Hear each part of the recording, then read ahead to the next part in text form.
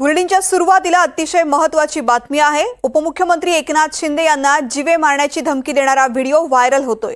हितेश धेंडे या तरुणाने इंस्टाग्राम लाईव्हच्या माध्यमातून ही धमकी दिली आहे। हा तरुण ठाण्यामधील श्रीनगर वारली पाडा इथला रहिवासी आहे।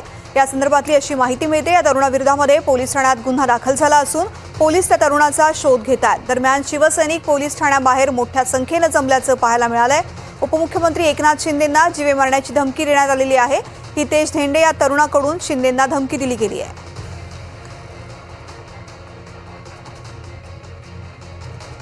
एकनाथ शिंदे तेरी तो जाके पूछ मेरे को कलवा हॉस्पिटल में क्यों मारा, नहीं तो खुलेआम बारूद उड़ा दूंगा। पुलिस तुम्हारा काम करो, मेरी दुश्मनी से एकनाथ शिंदे से उसको बताऊंगा बाप कौन है। मैं रोज जाता हूँ बॉम्बे में, मंत्रालय में जाके पूछना हितेश प्रकाश धेंडे कौन है।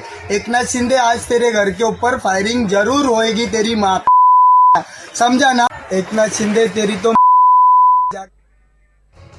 निनाद अतिशय गंभीर स्वरूपाची ही धमकी दिलेली आहे उपमुख्यमंत्री एकनाथ शिंदे यांना। हा तरुण नेमका कोण आहे आणि हे एकूण प्रकरण काय आहे, काय माहिती मिळते? तृप्ती, आपण पाहिलं तर हा परिसरातला एक नशेखोर तरुण आहे अशी प्राथमिक माहिती समोर येते आहे आणि त्यानं आज इंस्टाग्राम लाईव्हच्या माध्यमातून हा व्हिडिओ जो आहे तो चित्रित केलेला आहे आणि तो व्हिडिओ मोठ्या प्रमाणात व्हायरल झालेला आहे। हितेश प्रकाश धेंडे असं या तरुणाचं नाव आहे आणि तो ठाण्यामधला श्रीनगर परिसरातल्या वारलीपाडा इथे राहणारा आहे आणि त्यानं नेमकं का हा व्हिडिओ शूट केला, तो कुठल्या नशेत होता का, व्हिडिओ शूट करताना या सगळ्याचा तपास आता केला जाणार आहे। मात्र ही बाब समोर आल्यानंतर, हा व्हिडिओ व्हायरल झाल्यानंतर शिवसेनेचे पदाधिकारी जे आहेत ते मोठ्या प्रमाणात आक्रमक झालेले आहेत आणि पोलीस ठाण्याबाहेर त्यांनी गर्दी केलेली आहे। या तरुणाच्या विरोधात शिवसैनिकांनी तक्रार नोंदवलेली आहे आणि त्याच्या विरोधात गुन्हा दाखल करण्यात आलेला आहे। पोलिसांकडून त्याचा शोध घेतला जातोय।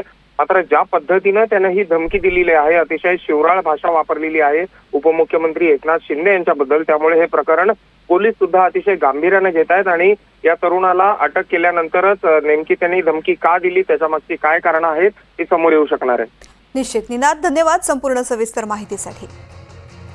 तर उपमुख्यमंत्री एकनाथ शिंदे यांना धमकी देणारा हा व्हिडिओ व्हायरल झाल्यानंतर आता पोलीसही ऍक्शन मोडवरती आलेले आहेत। या प्रकरणाचा तपास सुरू करण्यात आला आहे।